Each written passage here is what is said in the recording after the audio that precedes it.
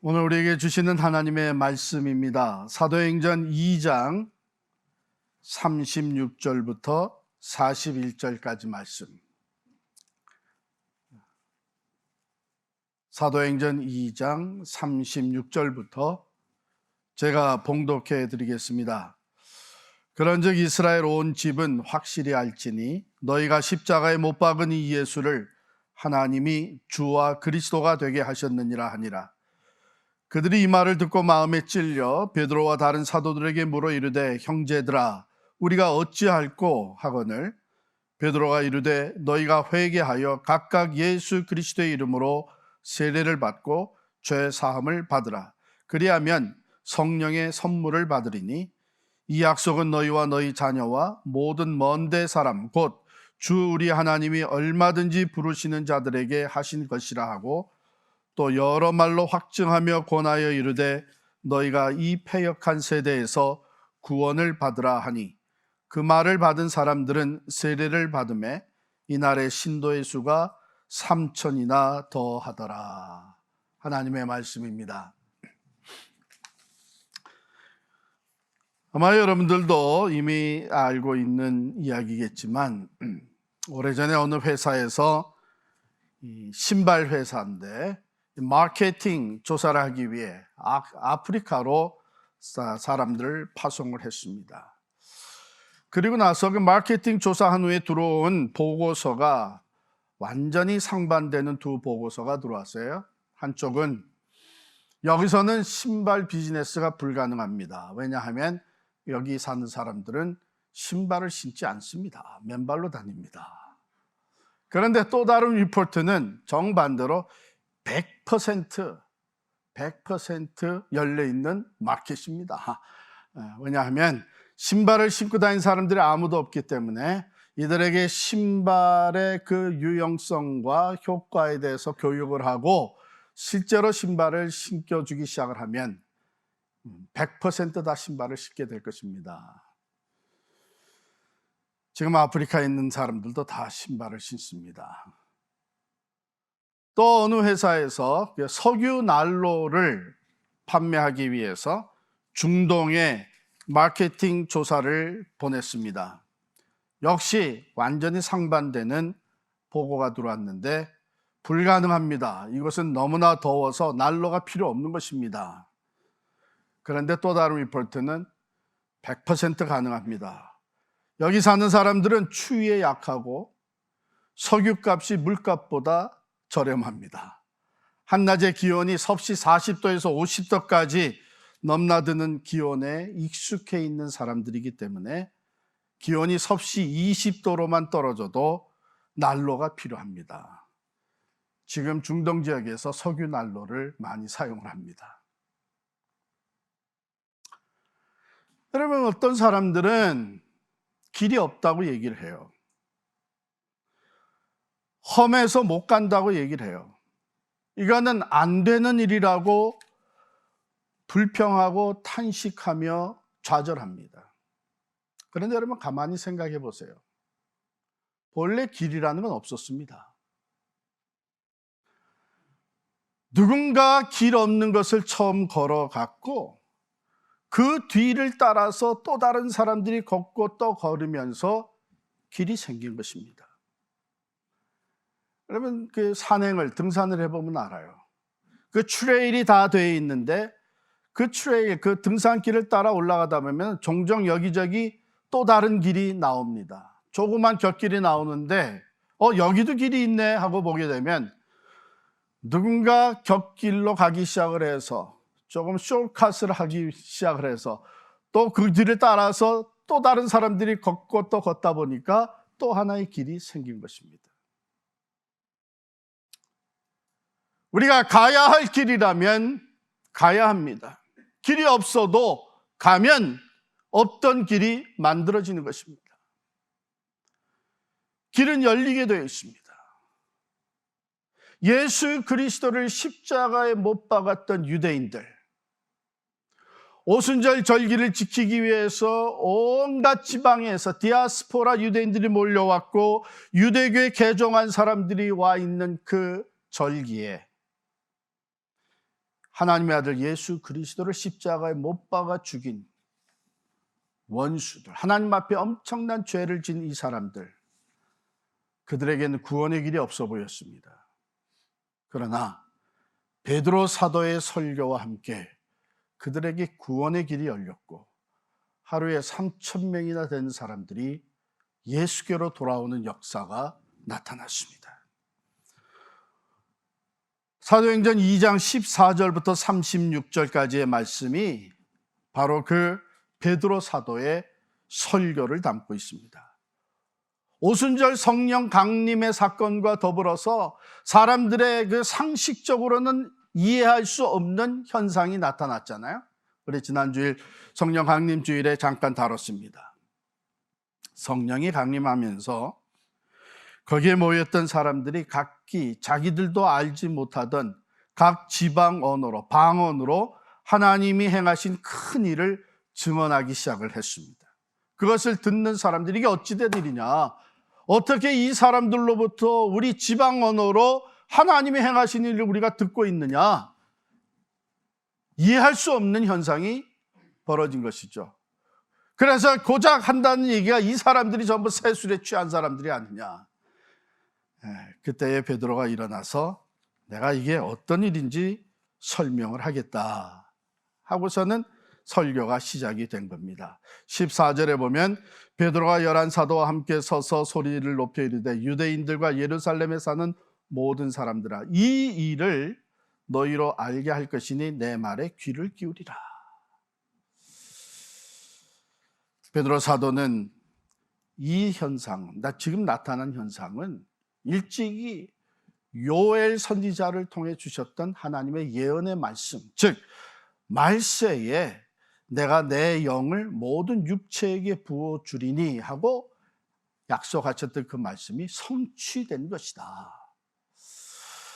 그리고 성령을 부어주시는 목적은 여기 21절에 보면 누구든지 주의 이름을 부르는 자는 구원을 받으리라. 심판날이 이르기 전에 구원을 받도록 하나님께서 은혜를 베풀어 주시는 것이고, 바로 성령의 강림과 함께 주의 이름을 부르고 예수를 믿고 구원을 받을 수 있도록 하나님께서 말씀하신 대로 성취하신 것이다. 그러면서 베드로는 그 예수가 누구인지를 증언하기 시작을 합니다. 이 22절부터 36절까지의 말씀은 바로 그 예수가 그리스도가 누구였는지를 증언하는데, 여러분 22절에 보면 그는 하나님께서 큰 권능과 기사와 표적을 베풀게 하셔서 그가 하나님이 보내신 자임을 증거하셨던 자다. 뿐만 아니라 그는 하나님의 뜻과 섭리대로 죽음에 내어 주었던 자인데 하나님께서는 그를 다시 살리셨다. 그래서 그가 부활을 했다. 이 일에 대해서는 이미 또 다윗 왕, 이스라엘의 가장 위대한 왕, 그 다윗 왕이 미리 그것을 바라보고 예수 그리스도를 자신의 주로 고백하였고 그의 부활을 그 시편에서 예언해 놓았던 것이다. 그리고 마지막 결론적으로 한 말씀이 36절입니다. 그런즉 이스라엘 온 집은 확실히 알지니 너희가 십자가에 못 박은 이 예수를 하나님이 주와 그리스도가 되게 하셨느니라. The Lord and the Savior. 구세주가 되게 하셨고 Lord, 주님이 되게 하셨다. 이렇게 증거했어요. 여러분, 당시에 이렇게 증언한 것이 결코 쉬운 일이 아니었습니다. 왜냐하면 예수 그리스도가 이런 존재라고 하는 것을 증거하는 것은 그 유대 백성들이 얼마나 큰 죄를 지었는지를 고발하는 거였어요. 그렇죠? 자, 그렇다면 우리가 예수를 십자가에 못 박았는데, 그러면 그 예수가 하나님이 보내신 자였고 하나님이 보내주신 메시아였고 온 인류의 구주로 오신 분이었다면 우리가 엄청난 죄를 졌구나, 이것이 깨달아지는 거예요. 그래서 지금 그들 앞에서 이 예수를 증언하는 것은 쉽지 않은 일이었습니다. 왜냐하면 이미 예수를 십자가에 못 박아 죽인 자들이 자기들의 죄를 고발하는 이 베드로와 사도들을 가만두겠어요? 매우 위험한 일이었죠. 여러분, 오늘도 오직 예수 그리스도를 믿음으로만 구원을 받는다고 하는 이 구원의 진리를 말하는 사람들은 사회에서 배척을 당하기가 일쑤입니다. 독선적인 기독교라고 비난을 받습니다. 왜냐하면 이 사회는요, 점점 인본주의에 물들어가고 있고, 인본주의는 무엇을 얘기하나 하면 종교다원주의를 얘기합니다. 우리가 모든 사람을 존중한다는 것은 사람들이 가지고 있는 그들의 종교도 우리가 존중해야 되는 것이다. 그렇기 때문에 모든 종교에 구원이 있다고 얘기하는 것이 현대인다운, 지성인다운 얘기가 되는 거예요. 그러나 성경은 우리에게 분명히 전하기를 예수님의 말씀에 내가 곧 길이요 진리요 생명이니 나로 말미암지 않고는 아버지께로 올 자가 없느니라고 분명히 선언하셨어요.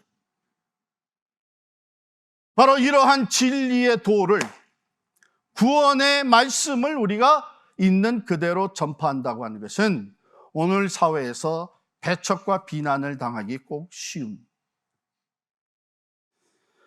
하나님의 말씀인 성경을 진리 그대로 전파할 때에 어려움과 위험에 봉착할 수가 있습니다. 베드로가 당시에 사도들과 함께 예수 그리스도를 그렇게 증거하는 것은 참으로 위험한 일이었죠. 그러나 그들은 그것을 다 감수하면서 복음을 전했는데 그 용기와 담대함이 어디에서 나왔느냐? 곧 사도행전 1장 8절에 약속하신 대로 그것이 성취되어 있는 것이에요. 사도행전 1장 8절 우리 너무나 잘 아시죠? 함께 다 외워보겠습니다. 오직 성령이 너에게 임하시면 너희가 권능을 받고 예루살렘과 온 유대와 사마리아와 땅끝까지 이르러 내 증인이 되리라. 성령이 임하시면서 권능이 주어지고 그 성령의 권능 가운데 담대함을 얻게 되고 자기도 모르게 예수의 증인으로 나서게 된 거예요. 이게 성령의 역사입니다. 바로 사도행전 1장 8절에 약속하신 대로 성령이 오셨고 그 말씀 그대로 그들은 참 이렇게 위험한 상황 속에서도 예수의 증인으로 나설 수 있도록 성령께서 역사하신 거예요. 자, 이렇게 해서 예루살렘에서부터 말씀 그대로 증인의 역사가 시작이 된 거예요. 퍼져나가는 거예요. 사도행전 전체가. 우리 주일 예배 때마다 당분간 이 사도행전을 중심으로 계속 그러므로 가라 하신 그 말씀 주제를 우리가 다루고 그 말씀에 실천하려고 합니다. 자, 먼저 이 베드로의 설교를 들은 사람들이 어떻게 반응했느냐? 본문으로 돌아가 보게 되면 그들이 이 말을 듣고 마음에 찔렸다 그랬어요. 찔렸다. 왜 찔렸어요? 자신들이 얼마나 무지했는지를 알게 된 거예요. 그 나사렛 예수가 어떤 분인가 한 것을 이제 깨닫고 나니까 우리가 너무나 무지했구나. 또 그 예수를 십자가에 못 박으라고 소리를 질러댔으니 우리가 엄청난 죄를 지었구나. 이것을 깨달으면서 마음이 찔림이 있었던 것이죠. 그들은 잘 들으세요. 그 마음의 찔림을 감추거나 변명하지 않았습니다. 솔직히 인정하고 살 길을 물었어요. 사도들에게 형제들아, 그러면 이제 우리가 어찌할꼬? 어떻게 해야 우리가 이 엄청난 죄에서부터 이 하나님의 심판을 모면하고 구원을 얻을 수 있겠느냐? 살 길을 찾았어요. 여러분, 오늘날에도 하나님의 말씀이 우리에게 들려올 때에 우리의 마음을, 우리의 심령을 찌르는 일들이 생기잖아요. 내가 하나님 앞에 참으로 잘못했구나. 내가 하나님 앞에 너무나 불순종했구나. 내가 이 하나님 앞에 이 죄를 어떻게 감당할 것인가. 마음에 찔림이 옵니다. 그때 여러분 어떻게 반응하세요? 프리텐드 할 수 있겠죠. 찔림이 없었던 것처럼. 나는 말씀대로 아무 이상이 없이 살아가는 사람처럼 프리텐드 할 수 있겠죠. 아니면 방어적이 될 수 있겠습니다. 네. 나만 그런가? 다른 사람들도 다 그렇게 죄를 지며 사는데. 아니, 다른 사람들도 나 같은 입장이 있었다면 똑같이 행동했을 거 아닌가? 변명하고 방어적이 됩니다. 스스로 위로하고 컴프로마이즈 합니다. 누구든지 그렇지 않는가? 여러분, 그렇게 해서는 절대로 그 죄 문제 해결을 못 받습니다. 죄의 값은 사망이라고 하셨습니다. 베드로의 말씀을 듣고 마음이 찔렸던 자들이 형제들아 우리가 어찌할꼬? 살 길을 찾았어요. 어떻게 하면 우리가 이 하나님의 무서운 심판에서 벗어날 수 있겠느냐? 우리가 구원을 받을 수 있겠느냐? 우리가 어떻게 살 수 있겠느냐? 여러분, 이것이 우리에게 너무나 중요합니다. 여러분, 교회 생활, 하나님의 심판이 곧 임하지 않는다고 해서 내가 거짓을 행하였고 불순종하였고 내가 하나님이 싫어하는 죄를 범했지만 즉시 하늘에서 번개와 천둥이 때려치면서 나에게 이 심판이 임하지 않는다 그래서 하나님이 간과하시는 것이 결단코 아닙니다. 하나님이 우리를 불쌍히 위해서 기다리고 있는 것이죠. 살 길을 찾는 자들에게 베드로가 이렇게 얘기를 합니다.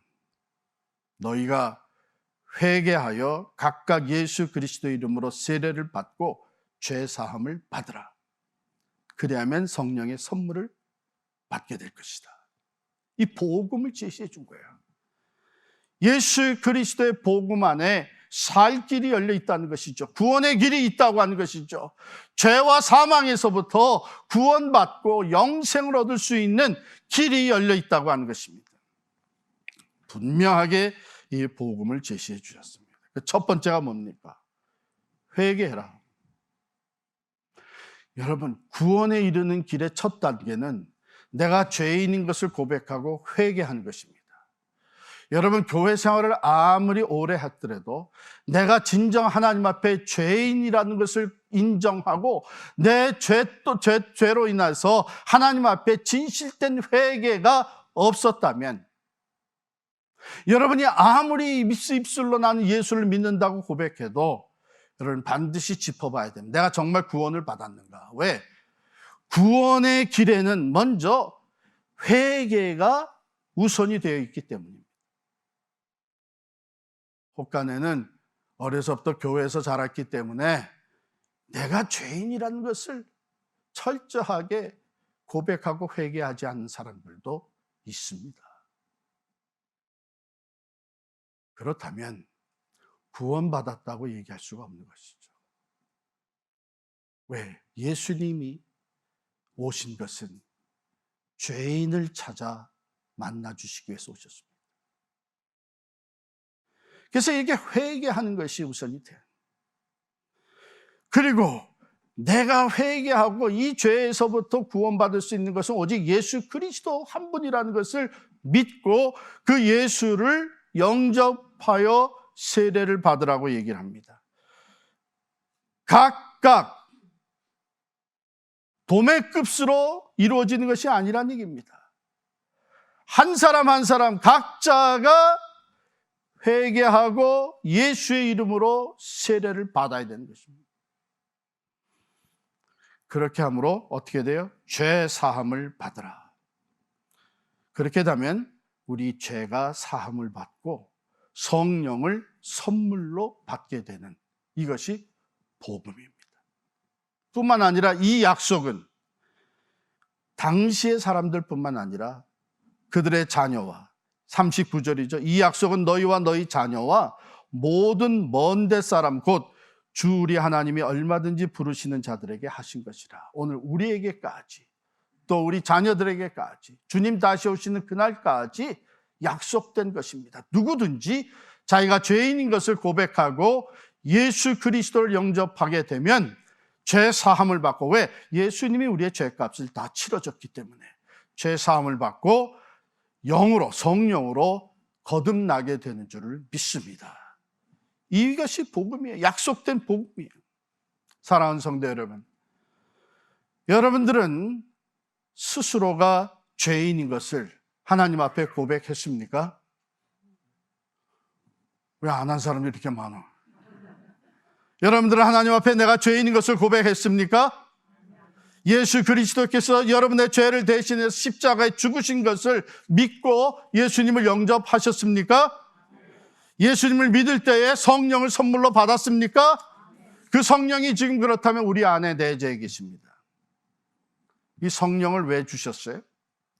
이 성령은 우리를 계속해서 예수 그리스도로 옷 입을지도, 오늘 찬양해 주신 것처럼 성화되도록 우리를 변화시키기 위해서 우리 안에서 역사하고 계시고, 또 하나는 예수의 증인되어 살도록 우리에게 권능을 주시는 분이신 줄을 믿습니다.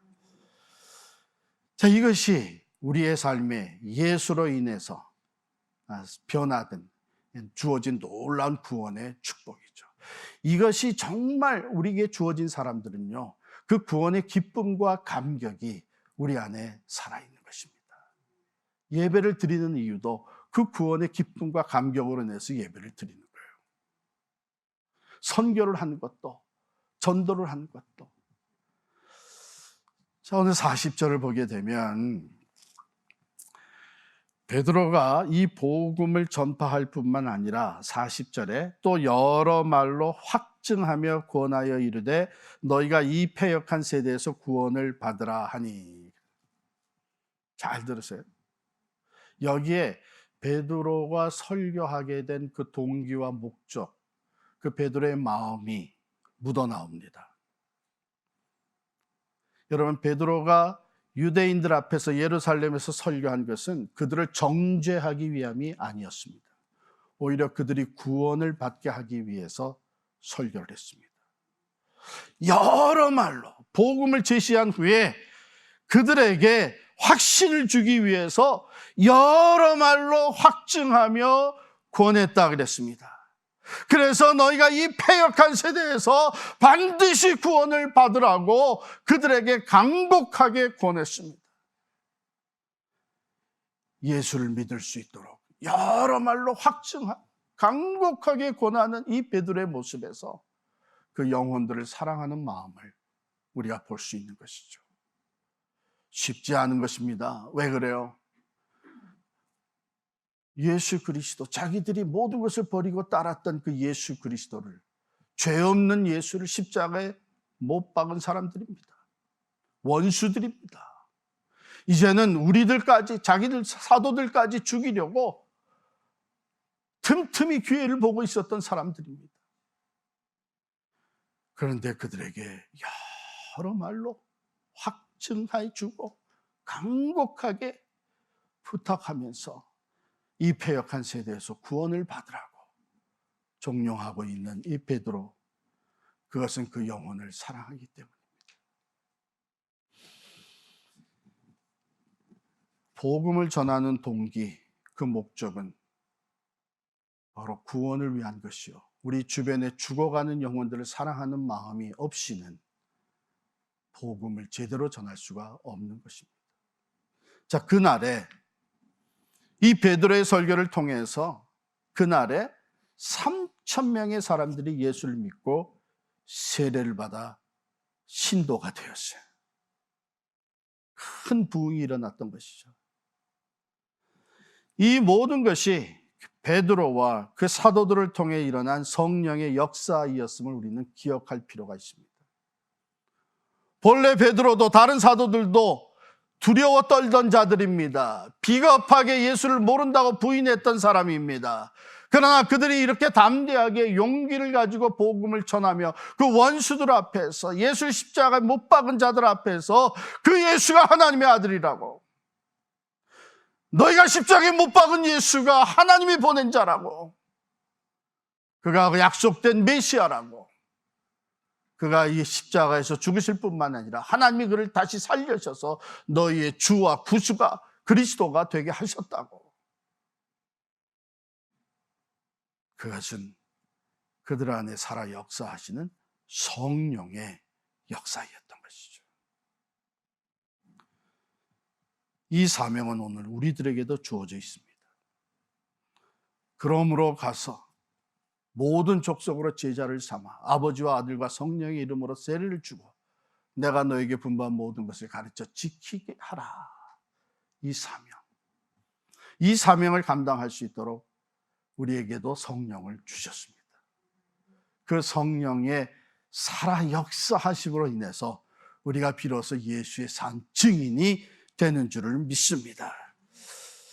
자, 제가 한 가지 묻겠어요. 요즘 많은 사람들이 우리가 전도가 안 되는 시대에 살고 있다고 말을 합니다. 여러분들 그거 인정하시죠? 전도가 안 되는 시대에 우리가 살고 있다. 자, 그러나 제 질문은 이거예요. 전도가 안 되는 시대입니까? 아니면 전도를 안 하는 시대입니까?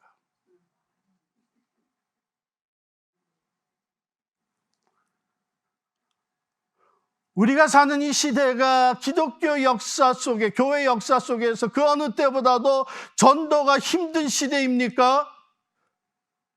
아니면 그 어느 때보다도 전도를 안 하는 시대입니까? 실제 통계를 보면 오늘날 교인 중에 90%가 넘는 사람들이 1년에 한 명도 전도를 안 한다고 그래요. 혹시 우리도 거기에 속해 있지 않습니까? 그렇다면 우리는 전도가 안 된다고 말할 자격이 없죠. 전도를 안 하니까.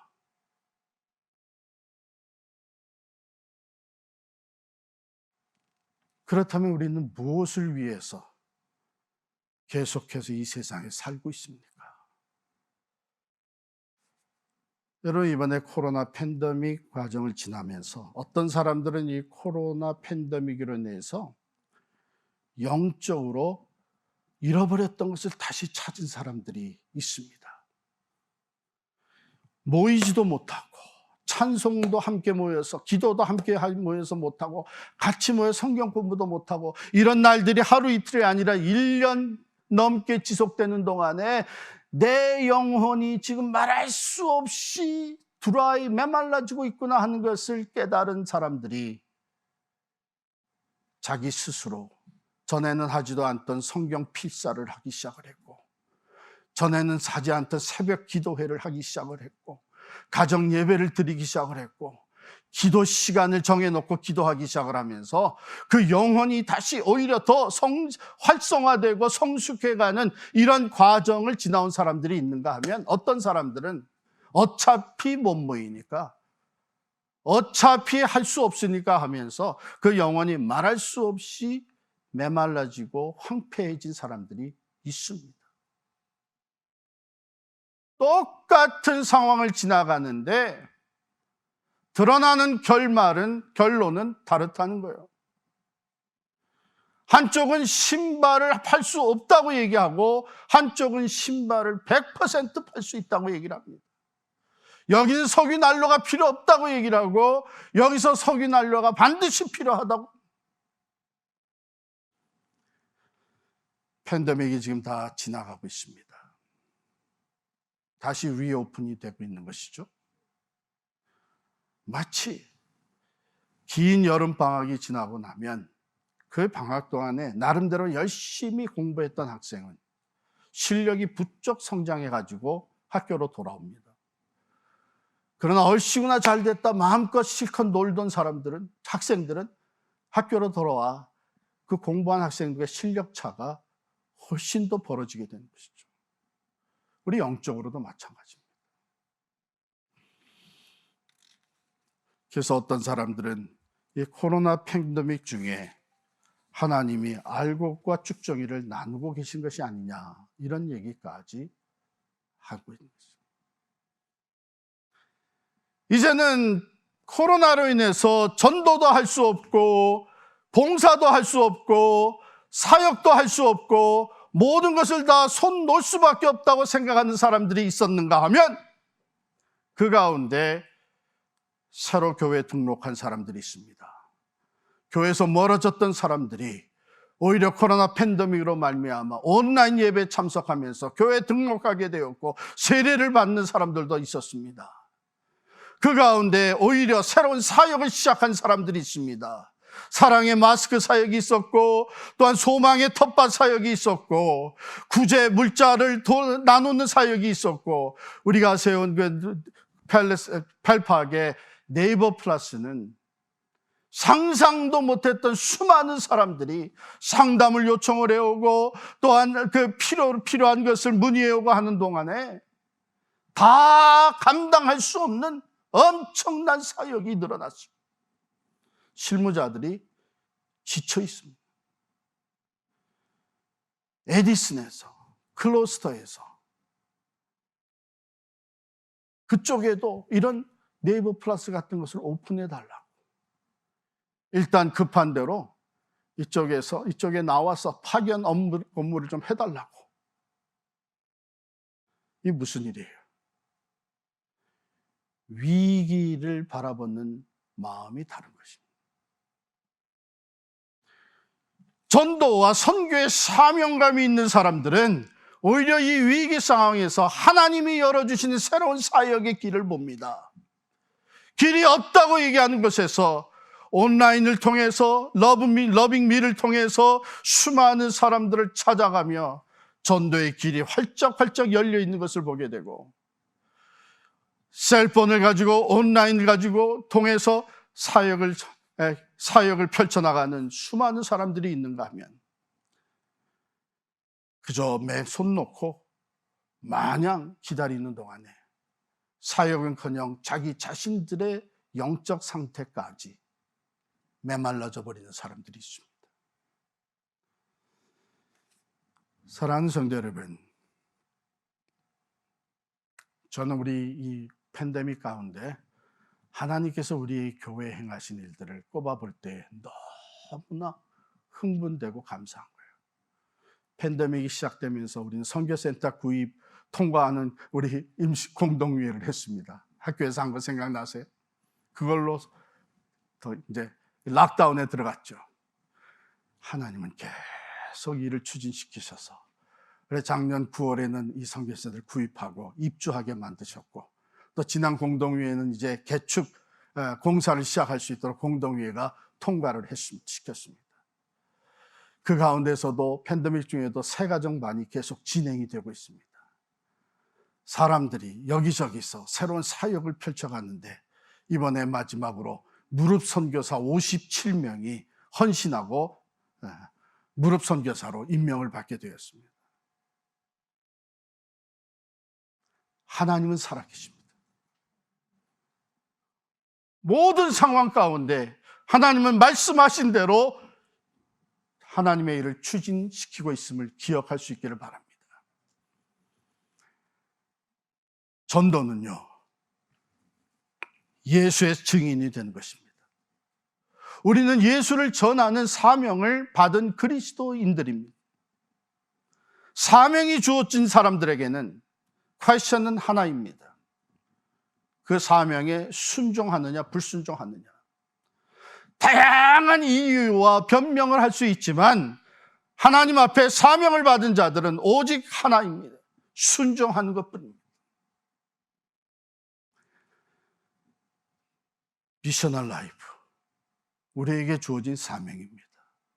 전도, 우리가 살아갈 이유입니다. 그렇잖아요.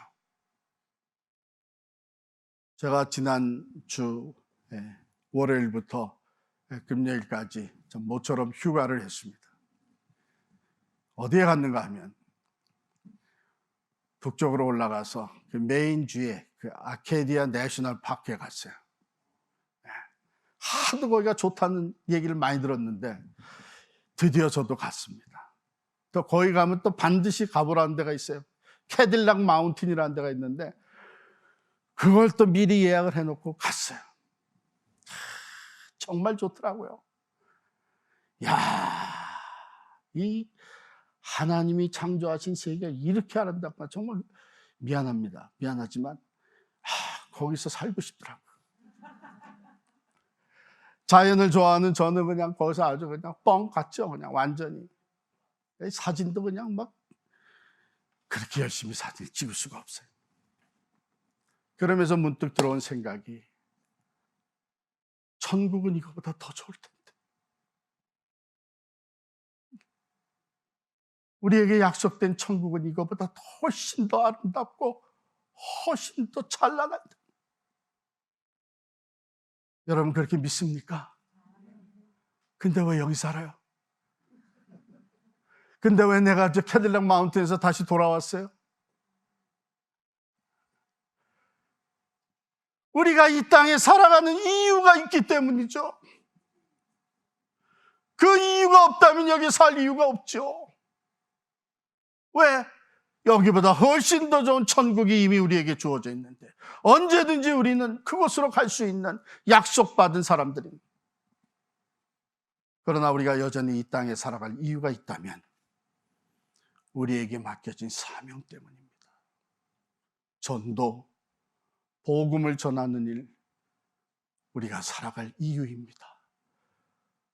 우리와 우리 교회가 존재하는 이유가 바로 그것입니다. 그러므로 전도는 어떤 상황에서도 중단될 수가 없습니다.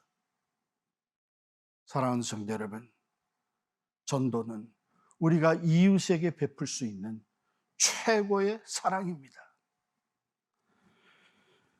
그런데 전도해도 안 되는 걸 어떻게 해요? 그런 얘기를 하는 사람들이 있어요. 안 되는 거? 그 결과를 걱정해서 안 하는 거죠. 여러분, 여호수아와 이스라엘 백성들이 가나안 땅을 정복해 들어갈 때 첫 번째 난공불락의 성이 여리고성이었습니다. 그 여리고성을 함락시키기 위해서 하나님이 주신 말씀이 뭐였어요? 그 여리고성을 매일 한 바퀴씩 돌라 그랬죠. 그리고 마지막 날에는 7바퀴를 돌고 함성을 지르라 그랬습니다. 이건 정말 받아들일 수 없는 전략이에요. 세상에 그렇다고 성이 무너집니까? 네? 그런데 이스라엘 백성들이 여호수아와 함께 순종을 했어요. 그대로 순종했더니 무너졌어요. 자, 이스라엘 백성들, 여호수아 이스라엘 백성들이 한 것은 뭐예요? 하라는 대로 순종한 것뿐입니다. 여리고성을 무너뜨린 것은 누가 했어요? 하나님이 하셨죠. 여러분, 전도하는 일에 우리가 해야 되는 역할과 하나님이 하시는 일이 따로 있습니다. 우리가 하나님의 일까지 내가 해놓으려고 미리 걱정하니까 전도가 어려운 거예요. 우리가 하는 것은 순종하는 것뿐입니다. 증인되는 것뿐입니다. 복음을 전하는 것뿐입니다. 그 나머지는 그 닫힌 영혼의 문을 여시고 그 강팍한 마음을 무너뜨리고 예수 그리스도를 영접할 수 있도록 역사하시는 분은 하나님이 하시는 거예요.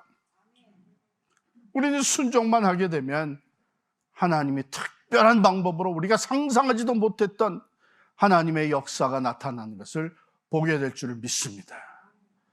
베드로가 순종해서 설교할 때에 그 원수들이, 예수를 십자가에 못 박은 유대 백성들이 3,000명이나 회개하고 돌아오리라고 상상을 했겠어요?